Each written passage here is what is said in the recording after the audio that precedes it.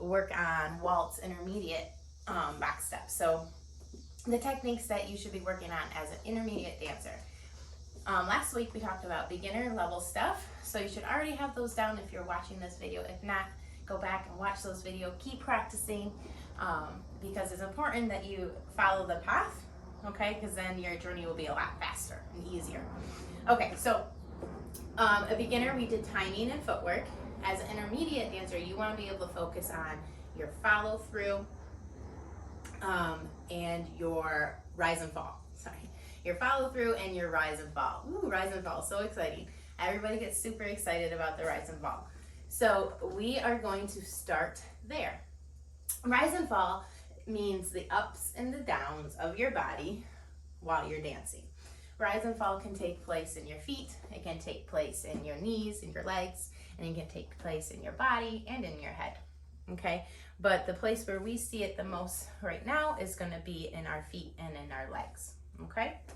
We already worked on the footwork, which already started to create a natural rise and fall for you. So now that you're doing it and you're aware of it, what we're gonna do is clean it up and help you understand what it is.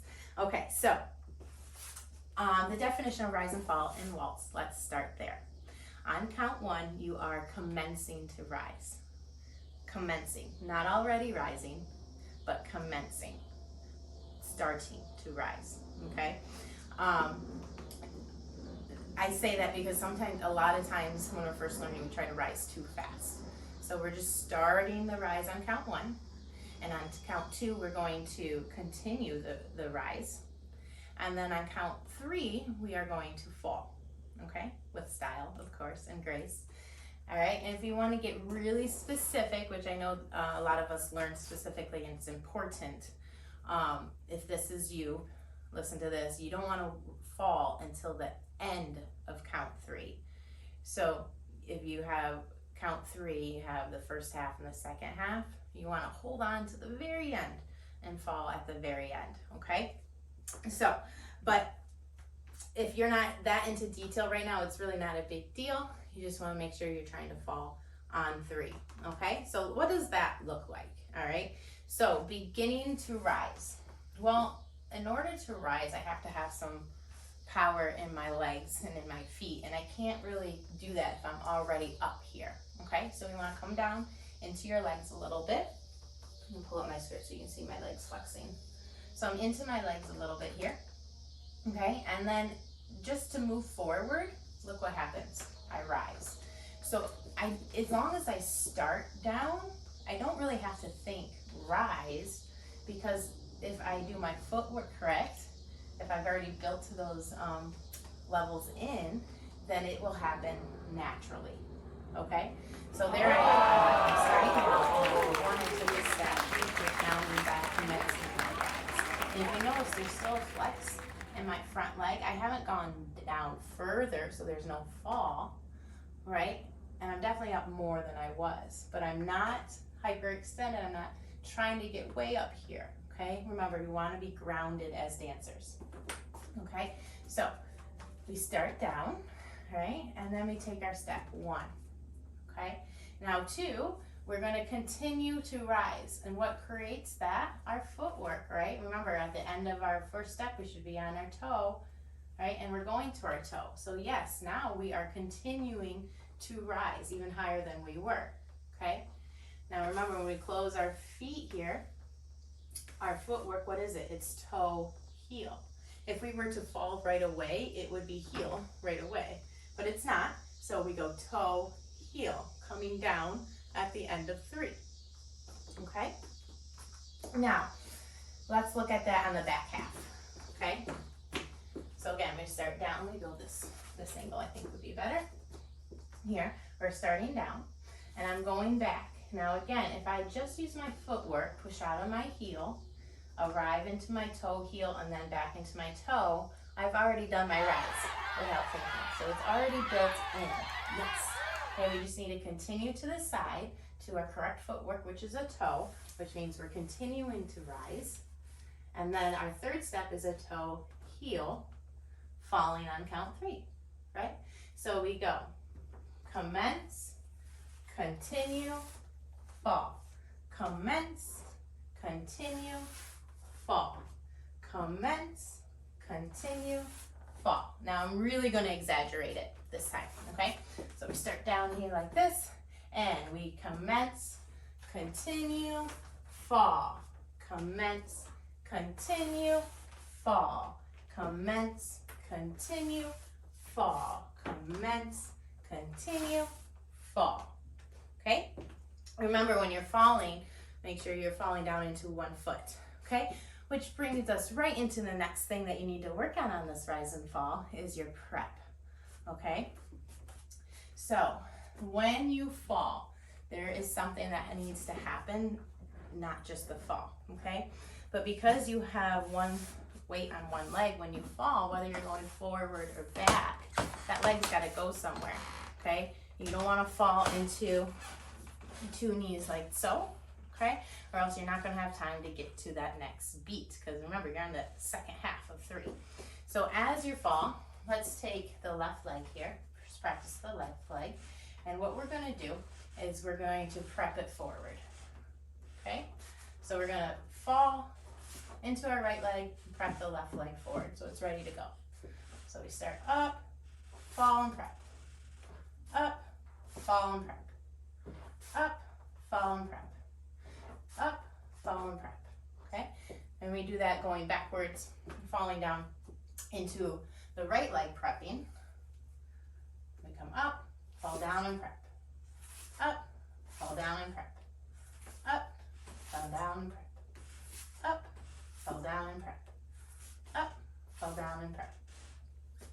This prep naturally starts to teach your body about your poise in this dance, which is something you'll work on as alongside these things. It's just poise is pretty personal for each person. So, but basically, when you're moving forward, you got to make sure your poise is back in your heels to start. It's just common sense, right? Logic. If you want to move forward, you can't have your weight all there, or else you're not going to be able to get a big step, right? And if you want to move backwards, we already talked about the same thing. You got to have your poise more forward, because if it was back, again, you're not going to be able to push and to travel big, okay?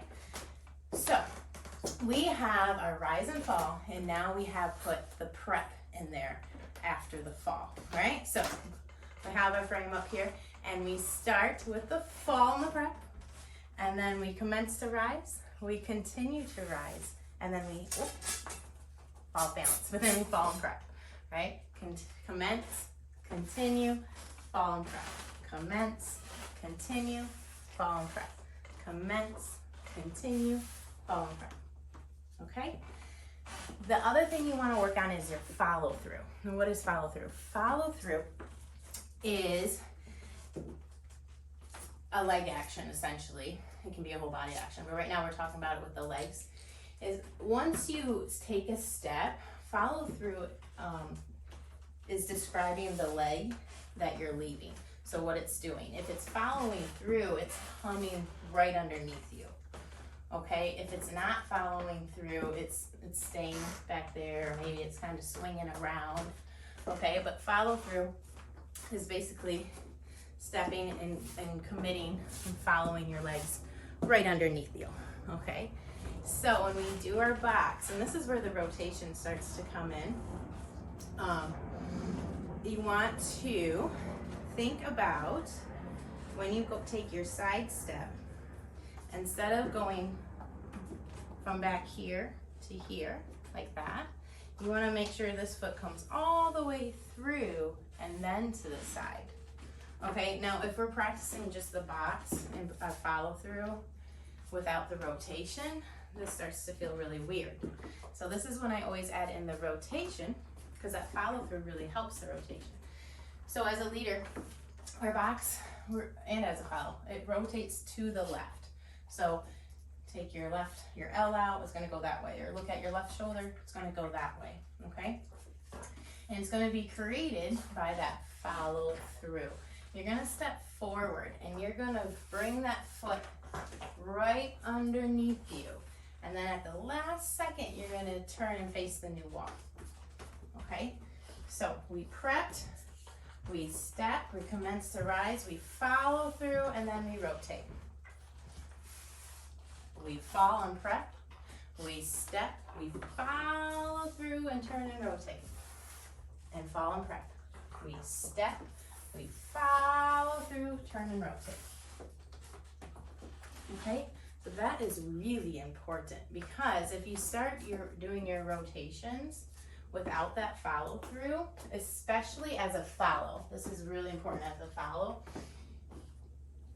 no matter who you dance with, it's never gonna feel good, because you're not going right where they're going. Your leg's going out here, okay? And same thing as a lead. If you're not following through, well, it depends. If you're a really strong lead, you might not actually feel yourself dragging your partner around because you're so strong, but that's what will be happening. If you're rotating and say you don't follow through and this leg goes back here, well, now you're not going into your partner, you're pulling her this way, right? So you gave her two directions. You said, go this way with your spine, but your foot said, just kidding, now we're gonna come this way. Okay, so it's really important to practice following through with the feet, with that rotation, okay? And making sure we're not ronding around or doing shortcuts. Yeah? Okay, so as an intermediate dancer, you have already gotten the timing and the footwork pretty down packed, which has prepared you for the rise and fall of the dance, right? And so we worked on the rise and fall and then the follow through as well. And around intermediate, and actually a lot of beginners start to rotate their box as well. So as an instructor, whenever I see the rotation starting to happen, or if I teach it, that's when that follow through comes into play right away, okay? So if you're a beginner and you're already working on the follow through, you already have that down, perfect. Now you only have the rise and fall to think about. And some common mistakes with the rise and fall. So much, so often, so much so that after I think it was after COVID, yeah, so I was out of practice, right? After COVID, started getting back into teaching, my knees started to kill me. I was like, what is happening? Specifically this one. And what I realized was my students that I was teaching, we all had gotten into the habit from COVID or break or whatever it was, we were coming down on the one. So I think what had happened is we go into the lower, and then we're still lowering as we're stepping, right? So if that's happening, it's really not good for your knees, because you're not supposed to put all your weight into a knee as it's going past your toe, right? So it's really important to focus on your rise and fall, to make sure that first step, that once you're down, that's all you get. You don't get to come down more. You don't get more push. So when it's time to fall, really fall. And then if you didn't fall enough, too bad. Don't go any further. It's not going to help your dancing to now go down lower. No, stay right where you're at. Just stay right there. Okay, so a lot of times, the biggest mistake I see is this.